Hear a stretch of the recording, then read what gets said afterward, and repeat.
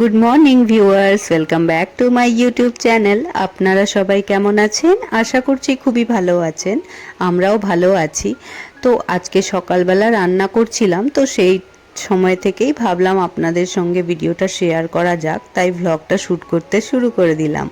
আর আপনাদেরকে সঙ্গে নিয়ে আজকে ভ্লগটা স্টার্ট করছি।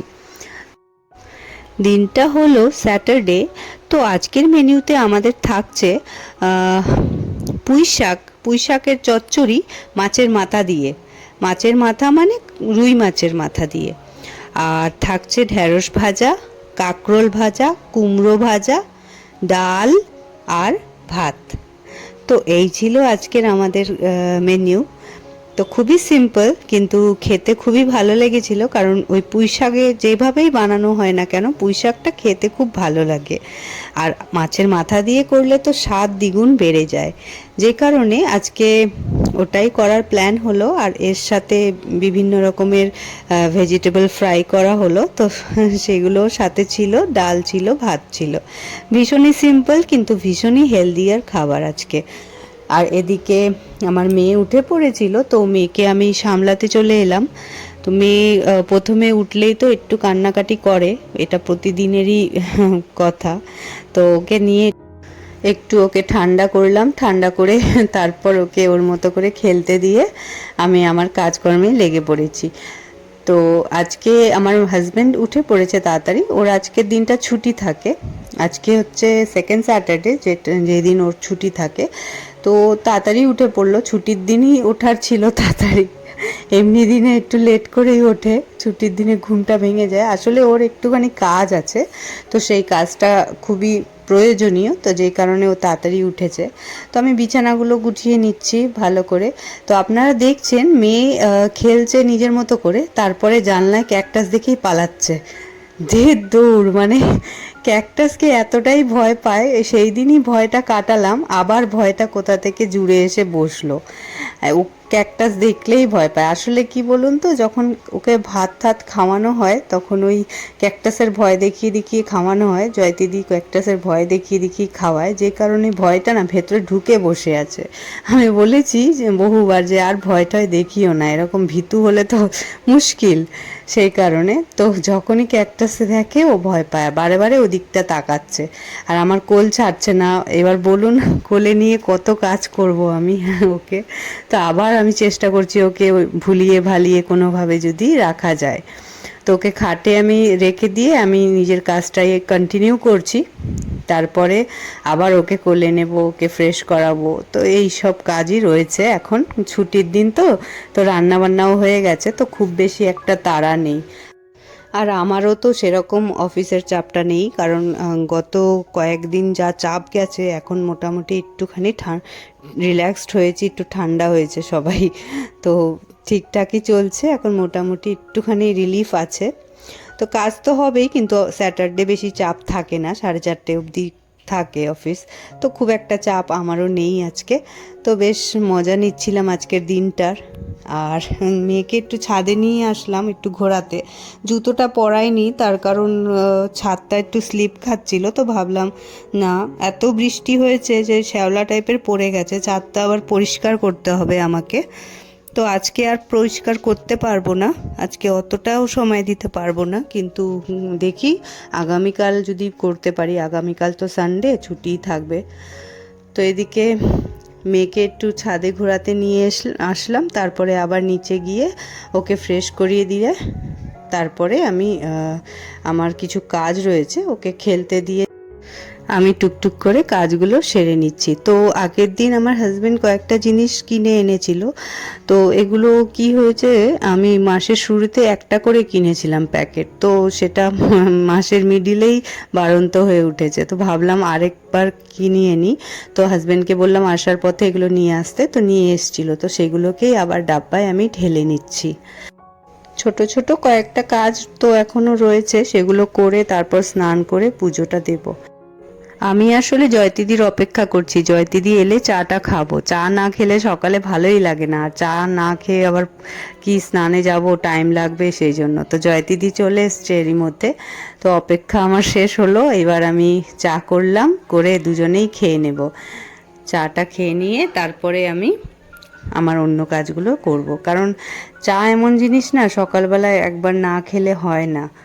আর দুটো করে টোস্ট বিস্কিট নিয়েছি, দিয়ে ওটা দিয়েই খেয়ে নেব আমি আর জয়তিদি। তো আমার হাজব্যান্ড একটু বেরিয়েছে বলে ও এখন বলল যে খাবে না চা, তো বেরিয়েছে বলে ও বলল ফিরে এসে খাবে। আর এদিকে আমি ঘর মুছে নিচ্ছি। তো আজকে একটু একটু রোদ উঠেছে, তো ভাবলাম জামা কাপড় যা আছে সবই কেচে দেব, বেশি একটা ফেলে রাখবো না। কারণ আজ রোদ, কাল আবার মেঘলা করতে পারে, কাল আবার বৃষ্টিও হতে পারে, বলা যাচ্ছে না ওয়েদার। যখনই ওয়েদার দেখছি একটুখানি নর্মাল হচ্ছে তখনই আমি জামা কাপড় পরে থাকলে সেগুলো কেচে নিচ্ছি। তো আজকেও অনেক কটাই জামা কাপড় ভিজিয়েছি, দেখি ওগুলোকে শুকিয়ে নিতে পারি কি না এই রোদে, নাকি আবার মেঘলা করে আসে, বলা যাচ্ছে না কিছুই। তবুও এই সুযোগে সদ্ব্যবহার তো করতেই হয়। আর ঘর মোছা আমার অলমোস্ট হয়ে আসছে, এরপরেই আমি স্নানে ঢুকবো। তো আমি আজকে কাপড় নেতা দিয়েই ঘর মুছছি, আজকে আর ডান্টা দিয়ে মুছছি না। আমি যখন মনে হয় এরকমভাবেও ঘর মুছি। তো আজ দেখেছেন কত সুন্দর রোদ দেখা দিয়েছে। তো এই রোদে কি কাপড় না মেললে হয়? সেই কারণেই আমি জামা কাপড় কটা সকালবেলা শুকোতে দিয়েছিলাম, যেটা আগের দিনের হালকা ভেজা জামা ছিল সেগুলো। আর সেগুলো দেখলাম এখনও হালকা করে ভেজা রয়েছে, তো এগুলোও থাকবে ছাদে। আর নতুন যেগুলো কাচলাম আবার নতুন করে, সেগুলোকেও মেলে দিচ্ছি। তো একটু পরেই আধ শুকনোগুলোকে নিয়ে চলে যাব, কিন্তু যেগুলো একদম ভেজা সেগুলো থাকবে। আর বৃষ্টি হলে তো সব কটাকেই ভেতরে ঢুকিয়ে মিলে দিতে হবে। যাই হোক, সেটা দেখা যাবে কি হয়। তো আশা করছি আজকের ওয়েদারটা নর্মালি থাকবে। আর এরপর আমার সেরম কোনো কাজ নেই, এখন শুধু পুজোটা বাকি আছে। পুজোটা সেরে নিলে আমি নর্মাল অফিসের কাজেই বসে পড়ব। দিয়ে আজকে খুব একটা কাজের চাপটাও নেই যদিও। তো দেখছেন কি সুন্দর করে পুজো দিয়েছি। তো মহাদেবের এই মহাদেবের মাথার ওপর এই ঘরটা রাখলে কি হয়, জলটা টুপটুপ করে পড়তে থাকে। তো মহাদেবের, আমি এরকম শুনেছি যে মহাদেবের পুজোয় মহাদেবের মাথায় যদি সারাক্ষণ জল পড়তে থাকে সেটা খুবই ভালো। আর আমার মেয়ে তো সবসময় আমি যখন পুজো করি তখন আমার আশেপাশে ঘুরঘুর করে বেড়ায়। তো সেই জন্যই আজকেও সেরকমই একটা দিন। তো ও প্রণাম করছে, ওকে আমি গাইড করে দিচ্ছি, শোনা প্রণাম করো প্রণাম করো, তাই প্রণাম করছে। তো দুপুরবেলা খাওয়া দাওয়ার পর কাটা থালা বাসন ধুয়ে রেখেছিলাম, তো সেগুলোকে এখন আমি জায়গায় রেখে দিচ্ছি। আর এর সাথেই আমি কটা ফল কেটে নেব, কারণ ফলগুলো না খেলে খারাপ হয়ে যাওয়ার ভয়। আর এদিকে আমি মটর ভিজিয়ে রেখেছি, রাতে আমি ঘুগনি করব, তাই তো সকালেই ভিজিয়ে রেখেছিলাম। তো দেখছেন ফল কাটছি, তো ফলে আছে লেবু আর আপেল আর আম। তো এগুলো কেটে আমি, জয়তিদি আর আমার মেয়েকে অ্যাকচুয়ালি লেবুর রসটাই দেব, আর অন্য কোনো ফল এখন দিচ্ছি না। আপেলটা আগের দিন খেয়েছিল, তো আজকে আপেল দেখলাম একটাই ছিল, তো সেটাকেই ছোট ছোট করে কেটে আমরা ভাগ করে খেয়ে নেব। তো এদিকে আমও আছে। লেবুগুলো বিশাল মিষ্টি, যে কারণে আমি মেয়েকে দিতে পারলাম, বেশি টক হলেও খেতে পারে না। তো যাই হোক, ফলগুলো আমরা খেয়ে নিই, এরপর আবার একটুখানি কাজে বসবো। তো দেখলেন ছোট বাটিটা যেটা রেখেছি, ছোট্ট একটা ডিশের মতো, ওর মধ্যে আমি লেবু নিগড়ে নিচ্ছি। সেটা অ্যাকচুয়ালি আমার মেয়ের জন্য আলাদা করে দিচ্ছি, ও চামচ দিয়ে খাওয়াবো ওকে। আর জয়তিদির জন্য আলাদা একটা প্লেট সাজিয়েছিলাম, সেটা দিয়ে এলাম, আর আমি এটা খেয়ে নেব বাকিটা। তো আমার হাজবেন্ড যেহেতু বাড়িতে নেই এখন, তাই ওকে আর দিতে পারলাম না, ও একটু বেরিয়েছে।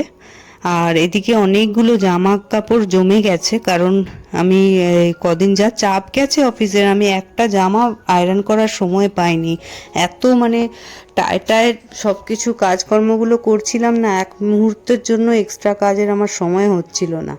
তো এত দিন ধরে জমে জমে এতগুলো কাপড়, মানে এক পাহাড় হয়ে গেছে বলতে গেলে। তো এগুলো আমি যদি আজকে না করি তাহলে আমি এগুলো আর বোধহয় আয়রন করতেই পারবো না, আমার আর এনার্জি থাকবে না।